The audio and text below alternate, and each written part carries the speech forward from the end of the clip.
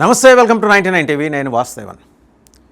బంగ్లాదేశ్ నుంచి వెస్ట్ బెంగాల్కి తవ్విన సొరంగాల లెక్కంతా, దానికోసం ఎవరెవరు సహకరించారు, వెస్ట్ బెంగాల్లో ఎవరెవరు సహకరించారు, ప్రత్యేకించి సౌత్ పరగనా నుంచి, సౌత్ 24 పరగనాస్, నార్త్ 24 పరగనాస్ నుంచి ఎంతమందిని టీఎంసీ నీడన అక్కడ డిప్లాయ్ చేశారు, ఈ సొరంగాల తవ్వకానికి వాళ్ళు వాడుకున్న వ్యవస్థలేంటి. ఇప్పుడు వెస్ట్ బెంగాల్ ప్రభుత్వం దీని మీద దృష్టి పెట్టింది.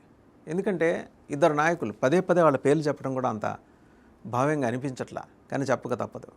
టీఎంసీ నాయకులు లేదా టీఎంసీ నాయకులుగా చలామణి అవుతున్న కొందరు అసాంఘిక వ్యతిరేక శక్తులు, ప్రత్యేకించి వీళ్ళిద్దరు షేక్ షాజహాన్, జహంగీర్ ఖాన్ ఆధ్వర్యంలో ఎలా వాళ్ళు వ్యవస్థల్ని దునుమాడుతూ స్థానికంగా బీభత్సం సృష్టించి ఒక భయానక వాతావరణాన్ని అక్కడ ఏర్పాటు చేశారు. దీని మీద ఒక సమగ్రమైన నివేదిక అజయ్ పాల్ శర్మ ఇవ్వబోతున్నారు.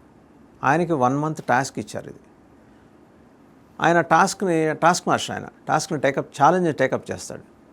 సో ఆయన ఈ బోర్డర్ జిల్లాల్లో పర్యటిస్తారు. అండ్ రెండోది మనం కనుక చూస్తే, బంగ్లాదేశ్ అంటే సిలిగురి నుంచి చూస్తే కనుచూపు మేరలో మనకు ఒక ఎయిర్పోర్ట్ ఒకటి ఇవాళ చైనా కడుతోంది. ఆ ఎయిర్పోర్ట్ని బంగ్లాదేశ్ కోసం పాకిస్తాన్ దాని కాంట్రాక్టర్. ఆ ఎయిర్పోర్ట్ కిందే వాళ్ళు ఏం చేస్తున్నారంటే, ఈ సొరంగాల తవ్వకాల్లోనూ లేకపోతే భూగర్భంలో ఈ పెద్ద వ్యవస్థలు నిర్మించడంలోనూ దిట్టలైన టెర్రరిస్ట్ గ్రూపులందరినీ ఎంగేజ్ చేసి అక్కడ పెట్టారు. లష్కర్ ఏ తోయిబా, జైషే మహమ్మద్ వీళ్ళందరినీ తీసుకొచ్చి అక్కడ పెట్టారట. పెట్టి వాళ్ళ ప్యారలల్గా పైన ఎయిర్పోర్ట్ ఉంటుంది, కింద దానికి కొంచెం చుట్టుముట్టి ఒక 10-20 కిలోమీటర్స్ రేడియస్లో కంప్లీట్గా ఉగ్రవాద క్యాంపుల నిర్మాణం. పాకిస్తాన్లో టెర్రరిజం యూనివర్సిటీని అక్కడ డిస్మాంటిల్ చేసిన తర్వాత, ధ్వంసం చేసిన తర్వాత, 9 క్యాంపుల్ని పూర్తిగా నేలమట్టం చేసిన తర్వాత వాళ్ళు ఇటు వచ్చారు. అక్కడి నుంచి ఇక్కడికి వచ్చారు. ఇక్కడ మనం ప్రధానంగా ప్రస్తావన చేయాల్సిన విషయం ఏంటంటే, సయ్యద్ అసీం మునీర్ ఆయన్ని ఫీల్డ్ మార్షల్గా తాను ప్రకటించుకున్నాడు. ఆపరేషన్ సింధూర్ తర్వాత ఫీల్డ్ మార్షల్గా మిగిలాడు. ఆయన ఒక ఇండికేషన్ ఇచ్చాడు, ఈసారి భారతదేశం మీద దాడి అంటూ జరిగితే తూర్పు వైపు నుంచి జరుగుతుంది అన్నాడు. తూర్పు అంటే బంగ్లాదేశ్. వాళ్ళకి ఆ కడుపులో ఆ మంట అట్ట ఉండిపోయింది. దేశ విభజనకి మనం కారణమే అని. ఆయనకు సహకరించే శక్తులు కొన్ని ఈ మధ్య పార్లమెంట్లో గెలిచాయి. జమాతే ఇస్లామీ వాళ్ళకి ఒకప్పుడు తారిక్ రహమాన్ సపోర్ట్ ఉండేది. ఇవాళ ఉందో లేదో మనం నేరుగా చెప్పలేము. ఎందుకంటే తారిక్ రహమాన్ ఒళ్ళు దగ్గర పెట్టుకుని ఉన్నాడు, లేదా ఉన్నట్టు కనిపిస్తున్నాడు భారతదేశంతో. మొన్న క్రైసిస్లో కూడా ఇక్కడి నుంచి ఆయిల్, ఆహార పదార్థాలు వెళ్ళినాయి బంగ్లాదేశ్కి. ఆ కృతజ్ఞత వాళ్ళకు ఉంటుందో లేదో మనకు తెలియదు, కానీ బట్ వాస్తవం అయితే ఇది. ఇప్పుడు ఆ గ్రూపులు, జమాతే ఇస్లామీ అన్నీ కలిసి ఈ లాల్ హటన్ పోర్ట్ ఎయిర్పోర్ట్, అది అక్కడ ఈ కొత్త వ్యవస్థను ఏర్పాటు చేయడం చూసిన తర్వాత కేంద్ర ప్రభుత్వం అలర్ట్ అయింది. అందుకని ఏం చేసింది, సిలిగురి కేంద్రంగా, అంటే చికెన్ కారిడార్కి దగ్గరగా సిలిగురి కేంద్రంగా కేంద్రపాలిత ప్రాంతం ఒకటి ఏర్పాటు చేయాలని ఒక థాట్ ప్రాసెస్. అది ఇంకేమీ అది మెటీరియలైజ్ కాలేదు, డ్రాఫ్ట్ కూడా కాల. కారణం ఏంటంటే, మనకి ఈ నార్త్ ఈస్టర్న్ స్టేట్స్, ఈశాన్య రాష్ట్రాల్లో ఉన్న 7 రాష్ట్రాలు, అలాగే వెస్ట్ బెంగాల్ కింద బీహార్, అస్సాంతో కలిపి కొన్ని ప్రాంతాలని ఐడెంటిఫై చేసి వీటన్నిటికి కేంద్రంగా సిలిగురి హెడ్ క్వార్టర్స్గా కేంద్రపాలిత ప్రాంతం. ఆల్రెడీ 3 మిలిటరీ కమాండ్స్ వచ్చేసినాయి. ఇక్కడ వ్యవస్థలు రెడీ అయిపోయినాయి. అంటే ముందర వ్యవస్థలు రెడీ చేసిన తర్వాత అక్కడ ఒక కేంద్రపాలిత ప్రాంతం ఏర్పాటుకి బహుశా రాబోయే పార్లమెంటు సమావేశంలో ఏమైనా ప్రతిపాదన తీసుకురావచ్చు, దాని మీద చర్చ జరగచ్చు, చట్టం కూడా చేయొచ్చు. There is a very possibility.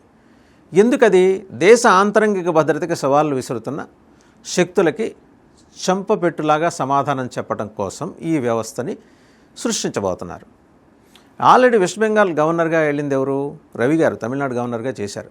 ఆయన మాజీ former deputy NSA, national security adviser. Ajit Doval గారు ఎన్ఎస్ఏ అయితే ఈయన డెప్యూటీ ఎన్ఎస్ఏగా ఉన్నారు. వారికి అపారమైన అనుభవం ఉంది ఈ తీర ప్రాంతాల్లోనూ, సరిహద్దుల్లోనూ ఇలాంటి anti social elements, terrorist groups ఎట్లా పనిచేస్తుంటాయి, వాటిని ఎలా నిర్మూలించాలి, వీటి మీద. సో ఆయన అక్కడ కూర్చొని ప్రధానంగా దీని మీద దృష్టి పెట్టారు. అజయ్ పాల్ శర్మ ఒకవైపు గ్రౌండ్లో దిగాడు. యూపీ నుంచి డిప్లాయ్ చేసిన special officer, IPS, encounter specialist. So ఈ సొరంగాలను ముందర విధ్వంసం మొదలెట్టాలి, ఐడెంటిఫై చేయాలి. అండ్ సొరంగాల్లో వాళ్ళు ఏమేమి పెట్టుకున్నారు, ఫేక్ కరెన్సీ పెట్టారు. ఫేక్ కరెన్సీ ట్రాన్స్పోర్టేషన్ చేయడం కోసం ఈ ట్రాన్సిట్ పాయింట్స్ పెట్టుకున్నారు. సొరంగంలో ఉండే దూరాన్ని బట్టి 3-4 చోట్ల ట్రాన్సిట్ పాయింట్స్ పెట్టుకున్నారు. ఒకవేళ ఏమైనా సడన్గా దాడులు జరిగినా వాటిని అదృశ్యం చేయడానికి కావాల్సిన వ్యవస్థలు ఏర్పాటు చేసుకున్నారు. దీనికి బంగ్లాదేశ్ సహకారం తీసుకున్నారు, పాకిస్తాన్ సహకారం తీసుకున్నారు. అండ్ స్థానికంగా ఏంటంటే టీఎంసీ కలర్ వేసుకున్నారు. వాళ్ళు నిజంగా టీఎంసీ నాయకులు. టీఎంసీకి ఏంటంటే దురదృష్టం, వాళ్ళకి క్యాడర్స్ లేరు. ఓన్లీ యాంటీ సోషల్ ఎలిమెంట్సే వాళ్ళ ప్రతినిధులుగా వ్యవహరిస్తూ అరాచకం సృష్టించారు. మనం కనుక చూస్తే విక్రమార్కుడు సినిమాలో మనకి రాజీవ్ కనకాల ప్లే చేసిన ఒక రోల్ ఉంటుంది, police officer role. Police officer భార్యకి జరిగిన అవమానం ఈ ఇద్దరు నాయకులు అలాంటి కోకలు వాళ్ళు చేసినవి. మహిళలకి ఆడపిల్లలకి రక్షణ లేదు. వాళ్ళని అత్యాచారాలు చేయటం, బంగ్లాదేశ్ తీసుకెళ్ళి అమ్మేయటం, ఇది వాళ్ళు చేసింది. Human trafficking, women trafficking, cattle smuggling, drugs సరఫరా అండ్ ఫేక్ కరెన్సీ అక్కడి నుంచి ఇక్కడ దిగుమతి చేసుకోవటం, ఇవన్నీ జరిగినాయి అన్నమాట. ఇన్ని జరిగిన తర్వాత మనకి అక్కడ అర్థమవుతున్న విషయం ఏంటంటే, దీటిని డిస్మాంటిల్ చేసి ఆ కనెక్టివిటీని కనుక కట్ చేయకపోతే ఇబ్బంది ఏర్పడుతుంది. అందుకని చెప్పేసి అజయ్ పాల్ శర్మ ఆధ్వర్యంలో మరి బెరికల్ లాంటి కమాండోలు అక్కడ దిగారు. అటు police force, paramilitary forces and army కూడా దిగుతుంది. ఆర్మీ కూడా సహకరిస్తుంది. ఐడెంటిఫికేషన్ ముందర ఐడెంటిఫై చేసి వాళ్ళని ఎలా నిర్మూలించాలి అంటే, మొదలంట ఏదో పెరిఫెరల్గా సోసో అన్నట్టు వాళ్ళని అరెస్ట్ చేసి కోర్టులో ప్రొడ్యూస్, ఇలాంటివే ఉండవు. ఇంకా చాలామంది అదృశ్యం అవటం అనేది కూడా ఇక మీట చూడొచ్చు. వాళ్ళు ఇంతకుముందు ఏ పద్ధతిలో అధర్మాన్ని అధర్మంతోనే కొట్టాలి, శాస్త్రం ప్రకారం వెళ్తే కుక్కపిల్లలు పుడతాయనే సామెత ఉంది ఎలాగో. సో అధర్మాన్ని అధర్మంతోనే అడ్రస్ చేయబోతున్నారు. బట్ ఇవేమి బయటికి రాకపోవచ్చు.